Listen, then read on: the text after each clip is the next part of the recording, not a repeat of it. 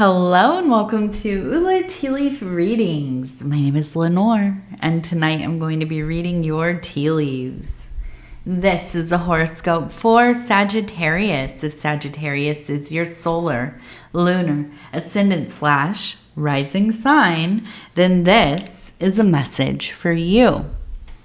All right, let's get started. And so Sagittarius, we have the Two of Cups, which has everything to do with love, right? Okay, knock, knock, knock, and we're going to take a look and see what these tea leaves are going to tell us. So we do have this kind of love energy. And that is not a sad one. I'm glad to see that. I don't mind reading whatever card I get for the reading. I don't put it back. I never have. But when I'm going to admit, when I do see the ones that are like love or well, you know, if you've watched my channel and ever seen me get the 4 of discs, you know, I love that card. So when we get these kinds of cards, I'm like, yes, okay, here we go. Let's see what we're going to talk about today. And so also, if you want to like, subscribe, or leave a comment, I'd love to hear from you, absolutely. And it is free to subscribe.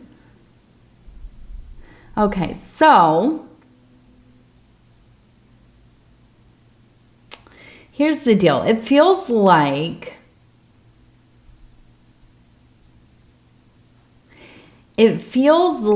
you have been in a situation with somebody, and I almost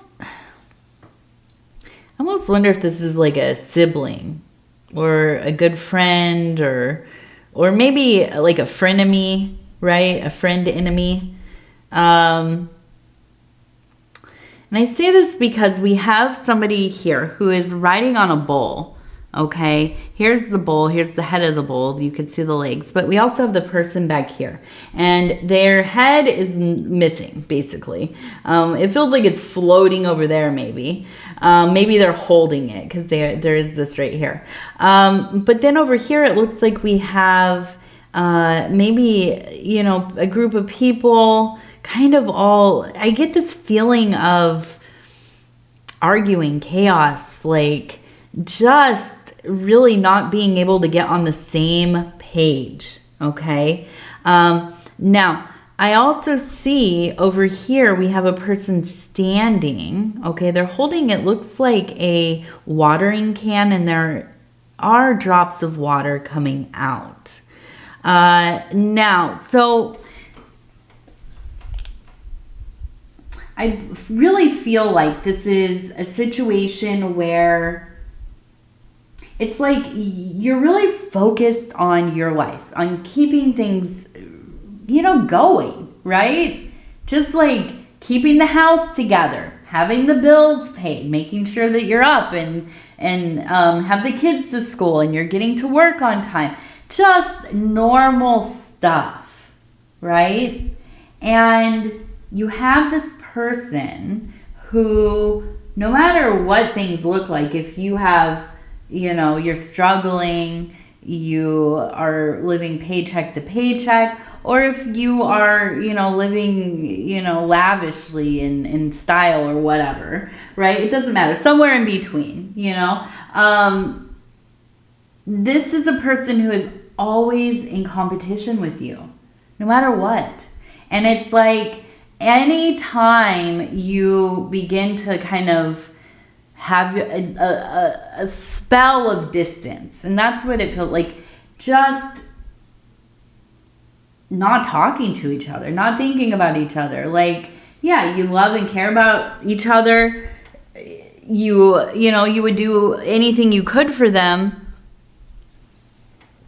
Well, when you go a few weeks or, you know, even months maybe, where their dramas, right? And that's what it feels like. Their dramas are not kind of, you know, suddenly crashing into your life.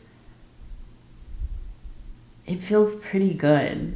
Like the atmosphere of things is just pretty calm, like a well-oiled machine, just things going. When something, you know, comes up, some kind of turmoil or failure or misstep or whatever, yeah, you just kind of figure it out. And it's not the biggest deal in the world. But for some reason, when this person is around, everything feels so amplified. And you're always walking on eggshells. Because you don't want to fight with them. You haven't wanted to fight with them since you were a kid. But it's always been this way. And I feel like it's getting to a point where you have been considering, like, should I kind of go no contact? Is this a time when, you know, it's finally gotten to that point where I'm just better off not having this relationship in my life? Well, I don't know. I want to keep looking. I want to see. But I do. Even as I'm doing this reading, I feel like a tightness in my chest, because it's like anytime you see their name come up on your phone or you get a text message or whatever, it's like you're holding your breath. Oh, great. Here we go. You know. Yeah, I wanted to look at this one here. We have a dragon down here. We have a person carrying the dragon, it looks like. You can see the head right here. Now we have a group of people over here. And we have a person over here.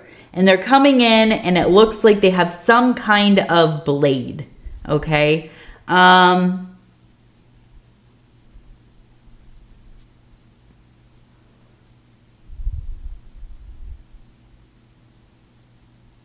We have like this face right here with like kind of a frown. We have two chairs sitting face to face.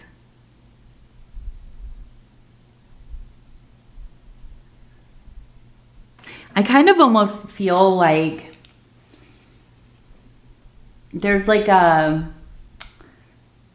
promise you made to maybe like take care of this sibling, maybe your grandparents, your mother, your father, whoever it was, made you promise, you know, so-and-so is not easy, but you're all they have, kind of thing.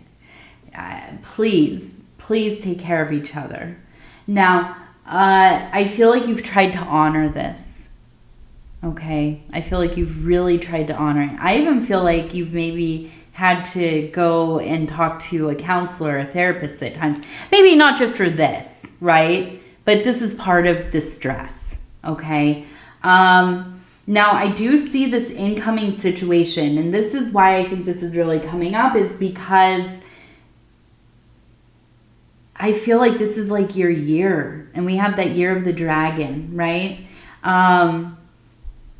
And I feel like you've had some achievements. I feel like maybe this is even the year that you found your beloved one, your soulmate, your, you know, twin flame, whatever. And maybe it is that you are moving in together, or you're getting married, or maybe you've been together for a long time, but you've gotten into this new kind of place in your relationship. You're very close, and there's a lot of like heat and intensity. And I think it's apparent that you're pretty happy. And here comes this person.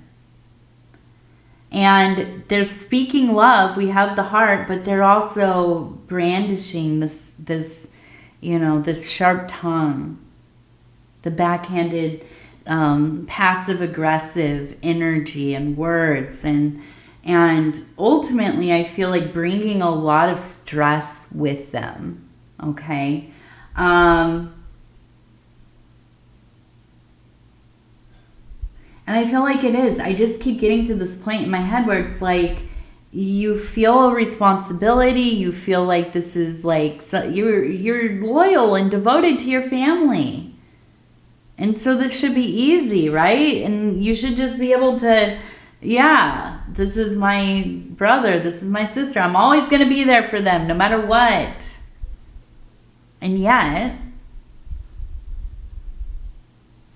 it's hard. It's hard to stay beside somebody who, it's like, you know, I was reading about this thing that, I mean, I think we all kind of know this, right? But I haven't read a lot about it as, in terms of psychology, right? But there are behaviors that people have where, well, yeah, they'll create turmoil, look for bad, you know, negative attention. They'll hurt the people they love just so they can get in there and kind of fix the situation, because that's the rush they're looking for a resolution to a difficult situation. Yet they're the ones that kind of, yeah, created the situation, right? They manifested it out of nowhere. And then they're coming in and being the savior or being the support. And it's like, dude, you're the one that started this. Like, what are you doing? You know? And I feel like this is kind of that energy that this person has. They can't just like come to you and be like, you know, hey, I wanted to share with you this great thing. I'm really into it. I've been working really hard. I got a raise. I met somebody. You know, whatever. I miss you. I want to see you. Let's hang out. You know, I really need you right now. Whatever. The things that we would say to somebody that, yeah, right? Genuine. Coming from our heart. But then, you know, there are people, it's like there has to be a disaster as they arrive so they can have a reason to be there to help clean it up, right? And I think that you're really starting to see this pattern. And I think you're really starting to see how it not only affects you, but your family unit, probably your kids, your significant other. You know, whoever this is, right? And I think that you're just not willing to do this anymore. You're not into this dance any longer. And so I feel like there's going to be a situation coming up here where, yeah, they're really, really on one, okay? And it feels like this is going to be, yeah, like a big, I don't know, falling out maybe. It feels like kind of a big disaster waiting to happen, right? And really, I feel like this is spirit kind of telling you, you got to prepare yourself. You got to figure out, what are we going to do here? And that's why, you know, I'm looking at these chairs kind of sitting towards each other, and I'm thinking, get your support system ready.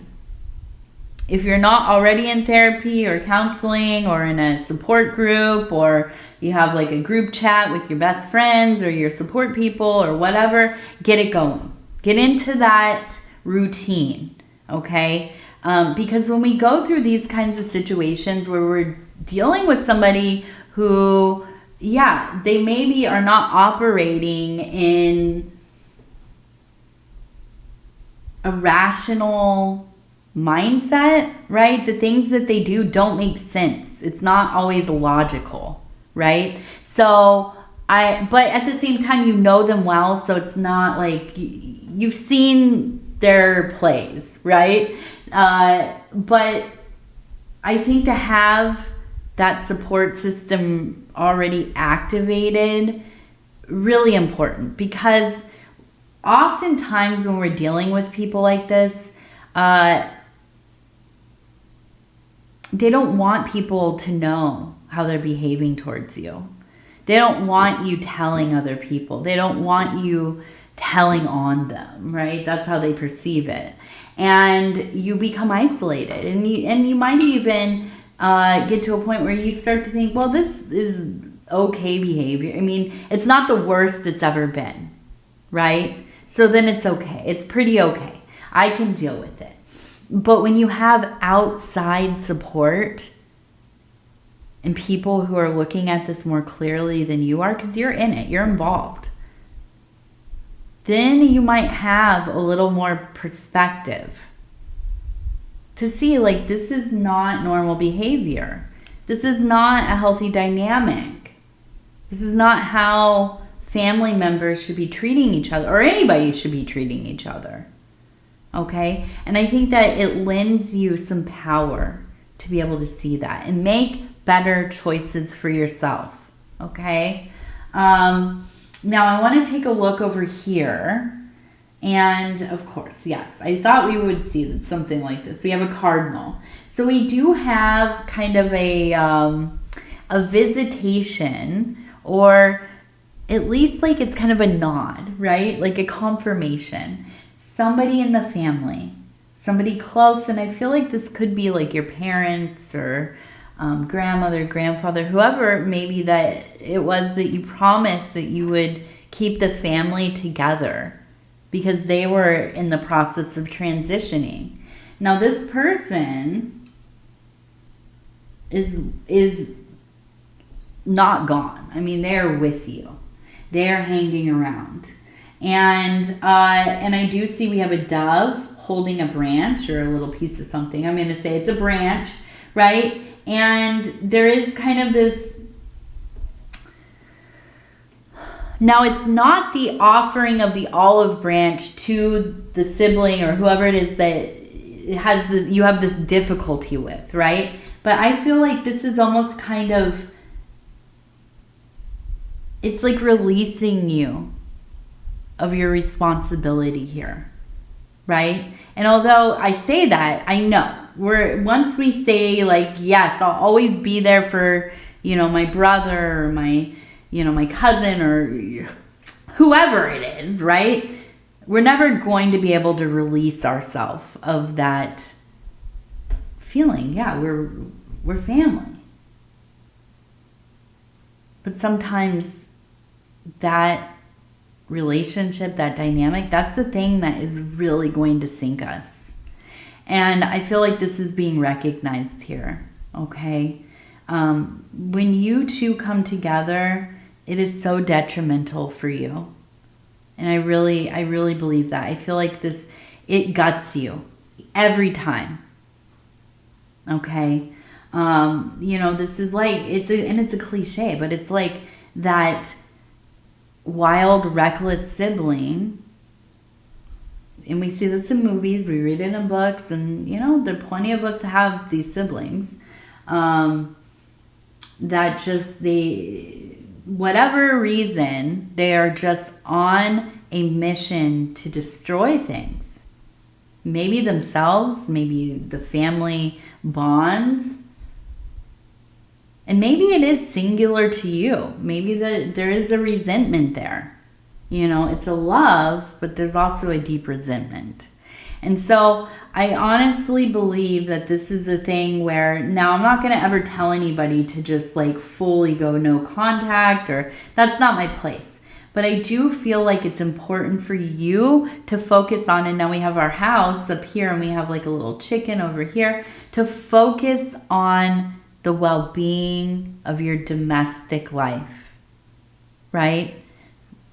Not getting torn away from how you're living to deal with this nonsense. Okay? I feel like it is. You need a break. You need kind of this reprieve from this type of energy. And now I want to go back to kind of talking about this love energy you have, because that's what seems really important as well. And I want to ask the oracle of the radiant sun, which is what we have here, to give us 3 or 6 cards, probably 6. I usually end up with 6, to kind of let me know. Let's see, what is this next period of time going to be like? Now, it could be in that romantic sector, but it could also just be like in your general well-being. Okay, so let's see what stories these cards have for us. I am just gonna whenever I do my own tarot readings, even because I shuffle after I'm done, after I'm done reading for myself, and then the next day I have to kind of move things around again just to see.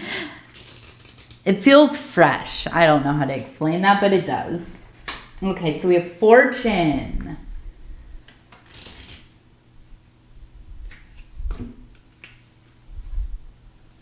acquisition,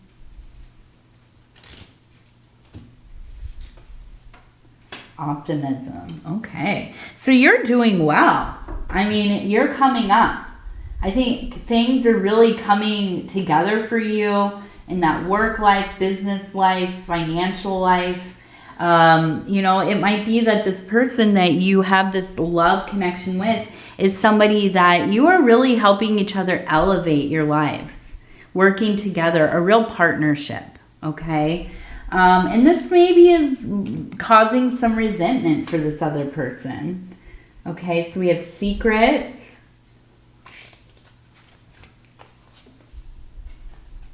coral, inspiration. Okay, so I feel like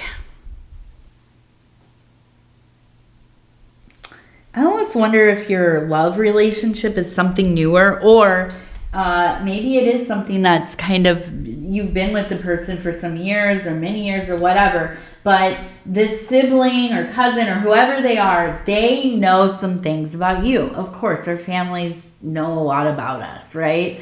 We live at least the first, like, you know, what, maybe 18 years around them, or 17 years or whatever. As soon as you can get out of there, you might have just hightailed it. But I do think that this is something that they kind of hold over you. And I don't know what it is. I have no idea what the secret is, or the family secrets, or I don't know. Okay, but I think that it's way less than, it's not something that's worth all the stress and the fighting and the quarreling and worrying. Oh, are they going to come and tell them? You know, they're going to get mad and they're going to, you know, tell everybody something embarrassing about me, or something that happened many years ago, you know. Something that, you know, whatever. It's your personal life, your private experience. And so, you know, I feel like in this next cycle of having to deal with this person, I feel like you maybe feel inspired to just kind of, purge all of that secret stuff. And maybe it is time to just sit down with your family unit or your significant other and just kind of say what it is. You know, whatever it is, I promise you it's not as bad as maybe it feels like in your mind. You know, there's something to be said for just saying all of it. I don't know. I'd like to really just, for myself, say it was all being in recovery, and I learned, like, you just shouldn't lie, and, you know, you just get it all out and then everything's cool. It doesn't exactly work that way. But what I will say to you is, when you are living a life where you don't have to lie to anybody, you don't have to omit things, and, you know, super intentionally. Now, maybe you're not somebody who shares every detail of your life, okay.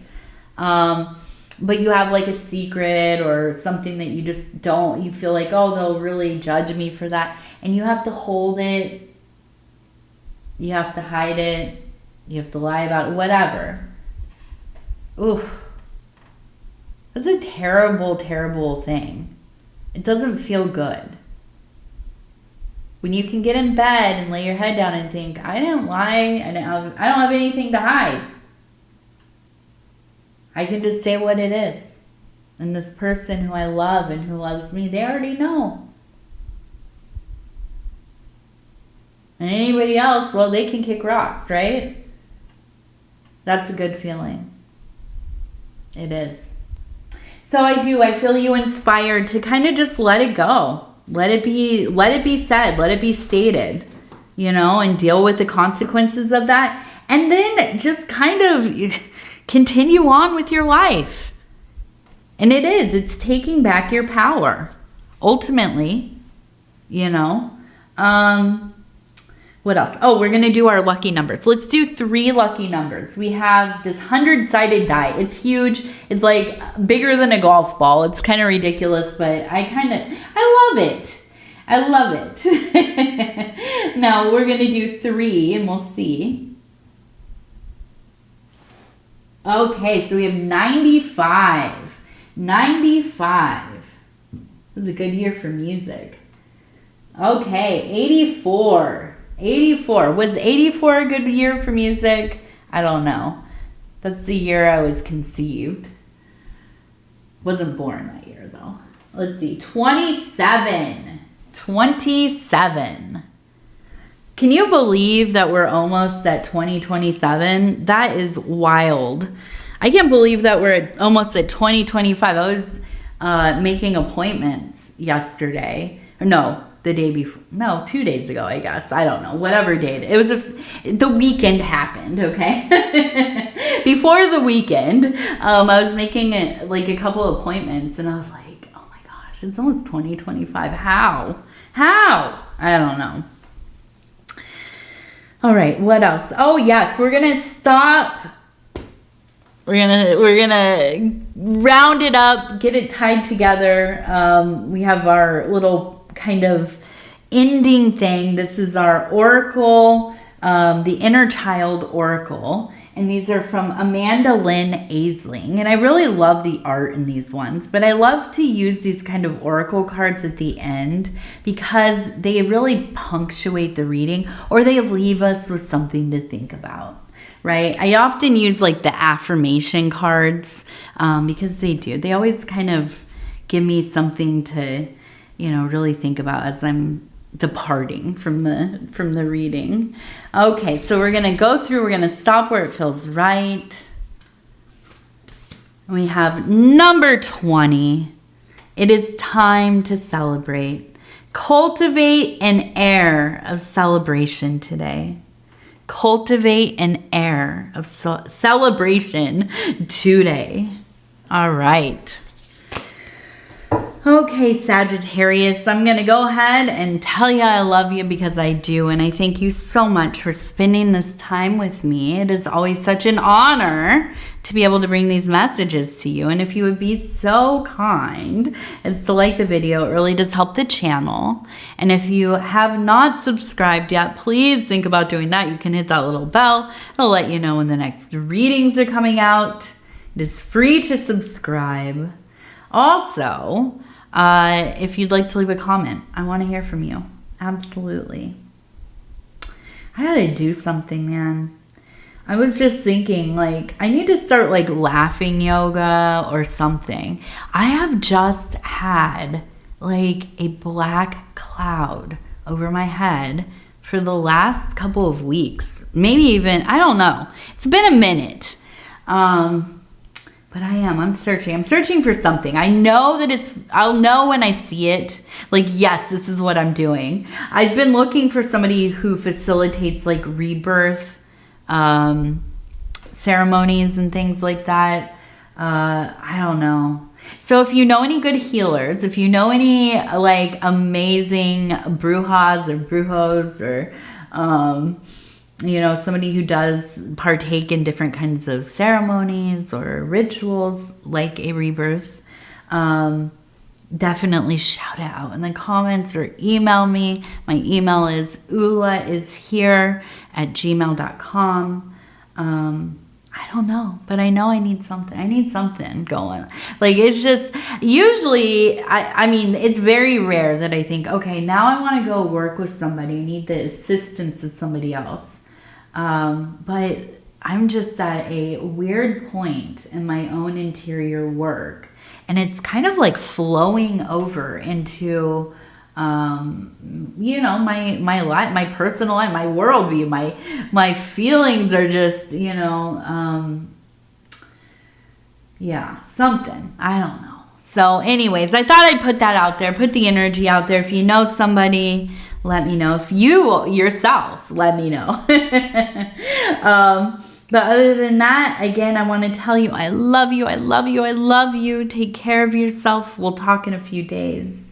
And good night.